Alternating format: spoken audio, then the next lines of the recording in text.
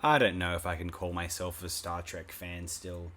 I certainly did at one time, although these days, I love the original series, but the next generation is so annoyingly inconsistent and frankly uninteresting a vast majority of the time.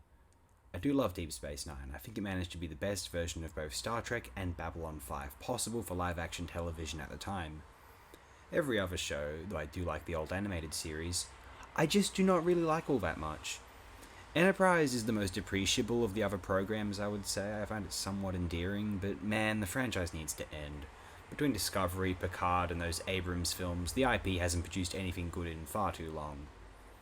I've heard a defense of Lower Decks, but I don't know, being a better version of Rick and Morty seems irrelevant. We were lucky enough to have 4 classic seasons of Futurama, which remains the greatest American show probably ever as far as I'm concerned. But then what keeps me from dismissing Star Trek altogether is television scraping together some quality work from time to time. I'm quite interested in the original series films, well, a portion of them.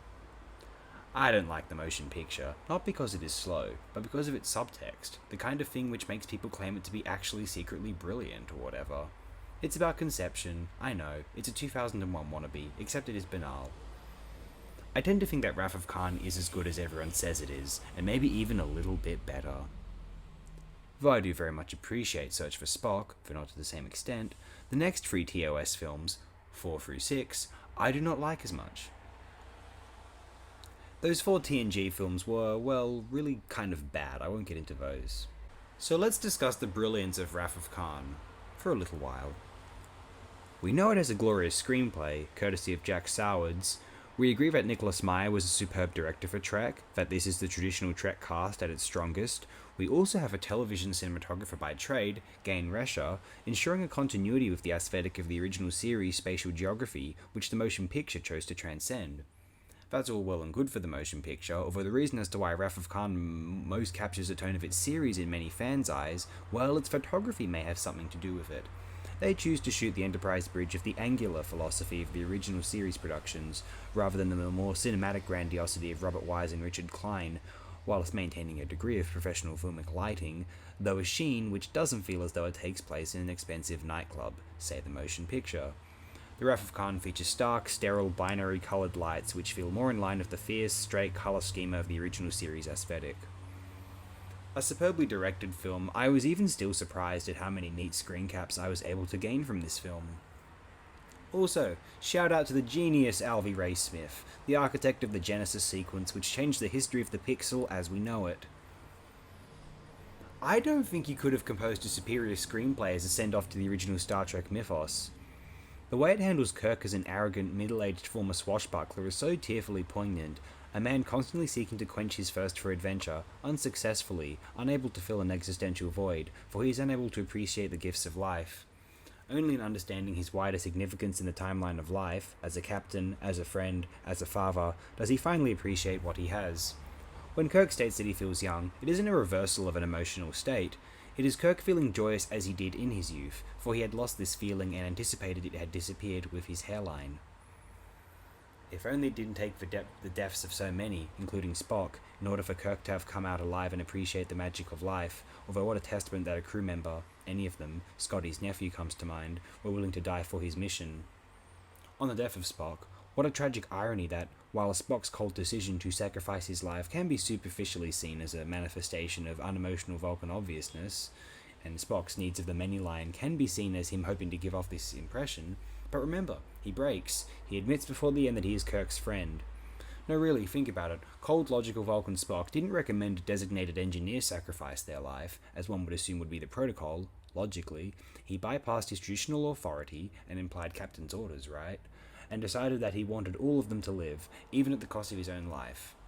It was a thoroughly emotional decision, surely. I used to feel as though the remember thing and then Search for Spock itself neutered that a bit, because it does, although I still adore the initially intended sentiment. Ricardo Montalban's Khan is obviously one of the great villains in fiction, no need to wax on what we all already know. Actually, let's address the cute irony that Chekhov never actually met Khan in the original series, and so Khan would never have recognized him. An expanded universe book claims that they did off-screen, but it's still an error. What else? Again, an extraordinary series of visuals. This screenplay really captured both visual captivation, tense action set pieces, and tremendous dialogue as a superlative recipe for an epic space opera film. If the motion picture took from 2001: A Space Odyssey, Wrath of Khan took from, not Star Wars actually, but The Empire Strikes Back. But even more impressively, I wouldn't be surprised if the producers, screenwriter and/or Meyer, hadn't actually considered replicating Empire specifically, or even Star Wars, so much as they, like Lucas with Empire, wanted to conceive a space opera to end all space operas, via both clever VFX application and a very clever screenplay. Funny that, as its cinematographer had, Wrath of Khan's screenwriter, Sowards, was also primarily a television veteran. So my final point is that The Wrath of Khan is not only my favourite thing in Star Trek, it elevates the mythology of Star Trek into something beautiful and romantic. Not that the original series isn't, but even more so. And not only is this my favourite thing in Star Trek, not only does it elevate Star Trek, as I said, it is flat out just one of my favourite films of all time. Few pieces of fictional media artistically encapsulate and champion their source franchise as effectively and evocatively as Star Trek II: The Wrath of Khan. And frankly, my formative enjoyed creative spatial geography when watching a film is Star Wars, the original trilogy. And The Wrath of Khan inevitably operates in this space because it's a space opera production post Star Wars. There's no reason for it to not operate in that space, both from a producer's point of view and from an artistic point of view.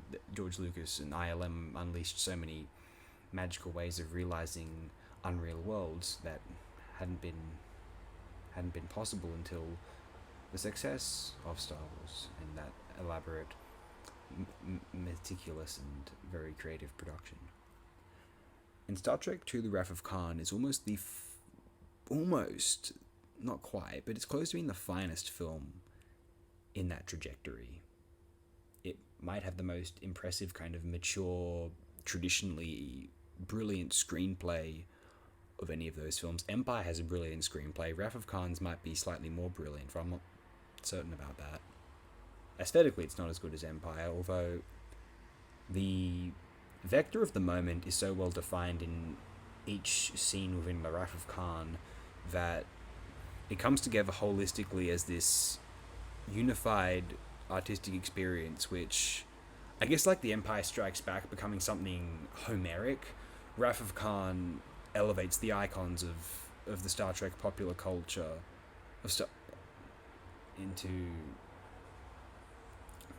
into beings as though they were from old ancient mythology. And given how much they resonate with current audiences and how much they encapsulated the zeitgeist, how the Kirk, Spock, McCoy dynamic was possibly the finest realization of the Apollonian and Dionysian dynamic in the history of fiction and human creativity. Yeah. The fact that Wrath of Khan is able to make us realize that Star Trek, the original series, and what was conceived there is so magical and immortal and so worthwhile for a continued appreciation across posterity. That's the substance of why I think it's such a magnificent film.